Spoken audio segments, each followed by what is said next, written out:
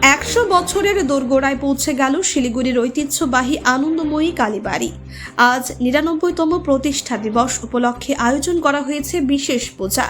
প্রতি বছরের মতো এবছরও ঘটা করে নিয়ম মেনে অনুষ্ঠিত হবে দেবী আরাধনা।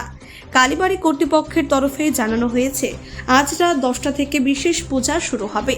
নির্দিষ্ট বিধিবিধান মেনে এই আয়োজন হবে, যেখানে ভক্তদের জন্য থাকবে পুষ্পাঞ্জলি ও মহাপ্রসাদ বিতরণ।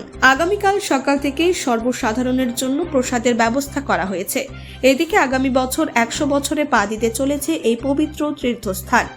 শতবর্ষ পূর্তি উপলক্ষে বিশেষ কর্মসূচির পরিকল্পনা শুরু হয়ে গিয়েছে।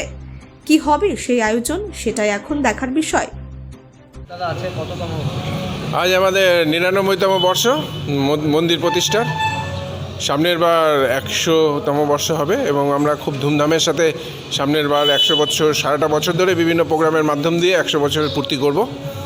এবার আজ 99তম বর্ষে আমাদের পুজো রাত 10টায় বসবে এবং আজকের দিনে মায়ের মন্দির প্রতিষ্ঠা হয়েছিল, সেই জন্য আজকের সেন্টিমেন্ট এবং আজকের চিন্তাভাবনা আমাদের কিছুটা আলাদা।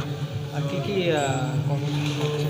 আমাদের 10টার পুজো বসার আগে সামান্য কিছু নিয়মকানুন আছে পূজা কেন্দ্রিক, এবং তারপর কালকে সকালে সবাইকেই যারা আসবেন মন্দিরে সবাইকে প্রসাদ বিতরণ করা হবে এবং সবাই যেন আসেন এই আমন্ত্রণ থাকলো।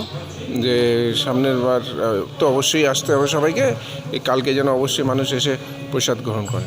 কটার থেকে প্রসাদ দেওয়া হবে?